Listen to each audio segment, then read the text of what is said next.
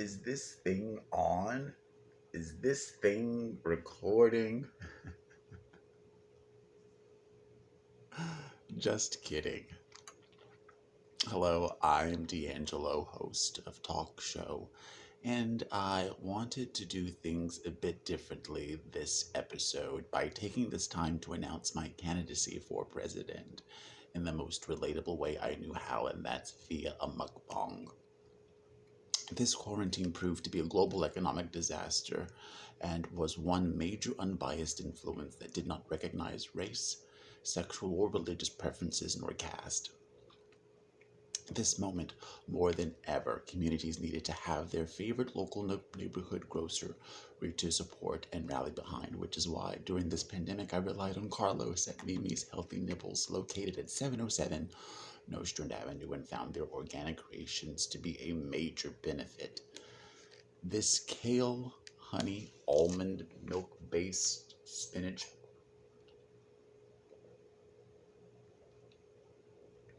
spirulina infused smoothie, along with a bowl of baby spinach and frozen blueberries, mangoes, will prove to be a satisfying mukbang snack.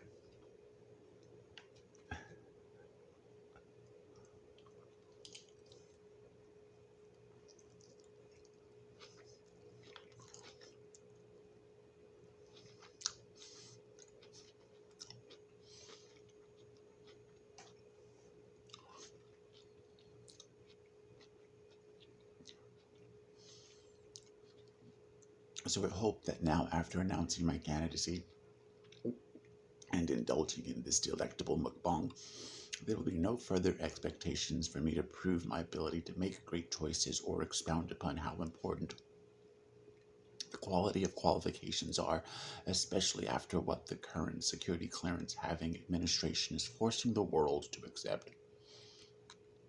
With John Radcliffe, Justin Walker, Dick Grinnell, the Kushners, and possibly even Trump himself being a few embarrassing examples. Now, you have to forgive me because ASMR will not be included today, but production will definitely have it set up during America's first Oval Office interview with Ty after my inauguration to highlight her successes as a leader despite the challenges she faces as a female in a male dominated elite society who are determined to be problems against the enlightening solutions she offers. To start off, I would like to be crystal sparkling clear that there is no denying Black Lives Matter, but the racist cabal itself is a constitutional threat masquerading as a voice for minorities. Just because I absolutely detest the astounding hypocrisy the Black Lives Matter organization is and exudes, as well as believe it to be a terrorist group, along with whoever introduced AOC to the world, does not mean I hate being black. In fact, I wouldn't want to be anyone else because to be black means to have every other race appropriate from your culture, then audaciously claim the discovery as their own. And in a strange way, this flatters me.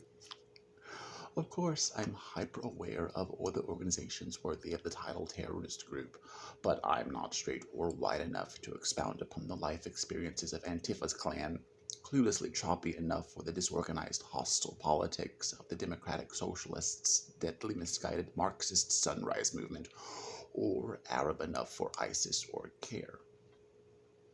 So the insight shared here simply solely stems from the experiences of being black. Being black also means to possess the effortless natural ability to be astonishingly gifted at everything from science to singing, which is profoundly empowering, but to have my blackness weaponized in order to appease egos and agendas that ultimately foster no real significant, impactful results on other overwhelming issues plaguing the black community by these mass manipulators is infuriating. If black individuals truly believed their life mattered, then the violence due to a lack of self control prevalent in certain sections of inner city urban neighborhoods, including those considered domestic in nature, single parenting paired with a plethora of medical ailments primarily due to a diet and lifestyle that contributes to the black mortality rate far more than a few hate filled law enforcers, would then currently be the major talking points on my Facebook and Twitter timelines.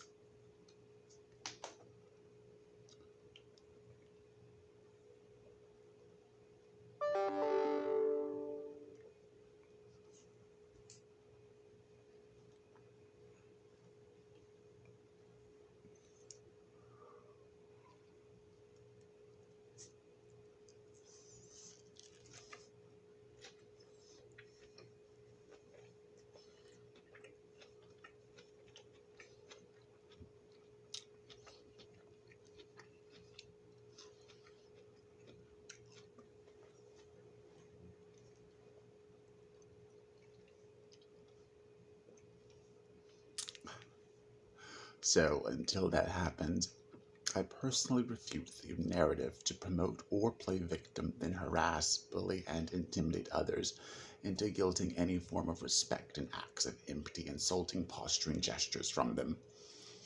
I'll instead challenge my community to meet their own potential and overcome most of these modern obstacles by eating better, being kinder to one another, studying harder, and planning for the future one hopes to achieve first. The internet is a magical source of information.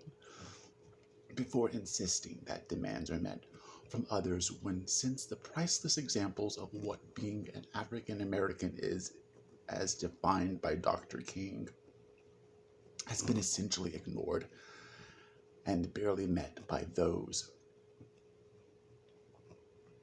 in the community. He protested and was jailed for. But instead, I choose to lead a campaign that inspires Americans to be more personal accountable and campaign that encourages constituents to join a local gym, eat healthier, and maybe even chip in a little bit more for taxes or have a church pick up the tab for universal health care. The Sunrise Movement Squad and any other socialist's mentality is to persuade Americans they are oppressed victims being hunted at every turn and denied most inalienable rights and freedoms, villainizing anyone daring to attempt and point out any possible real solutions to most of these self-induced issues. I have even heard some going as far to argue an insulting point of view that black-on-black crimes can be compared and are no different to terrorist attacks made on the country, when the black community's culture is nowhere near as strong, structured, and organized as the American armed forces. In fact, I personally believe that the military could be a bigger presence in inner cities, with a few deployed to assist with being living examples of discipline to those who need it most. Naturally, one is to do as thy willed, but please do as I have proposed only if one feels strongly about how much black lives truly mattered. Also, a majority making the grand sacrifice to pursue careers in law enforcement are no pariahs and should instead avoid being negatively stereotyped in the same manner that black gay men are currently requesting not to be, because of simple, empty, loosely made prejudices that broadly generalize. Excuse me, it's a little spinach. Yet, there continues to remain so very much left to be said, and I highly doubt that all of America's issues will be solved within the next 4 years under any president other than me. However, whomever the next American president is will hopefully be able to get America comfortable enough to understand that in order to tackle some of this incredible country's toughest issues, we must first truly begin answering some of America's most difficult questions by allowing me to moderate some of her most painful conversations. Conversations desperately needed that no one wants to have about ourselves as Americans and what does being an American mean. Moving forward, we should seek to only hold accountable those individuals guilty for heinous behaviors, beginning with the implementation of securing an unwavering appreciation for structure and discipline within the black community.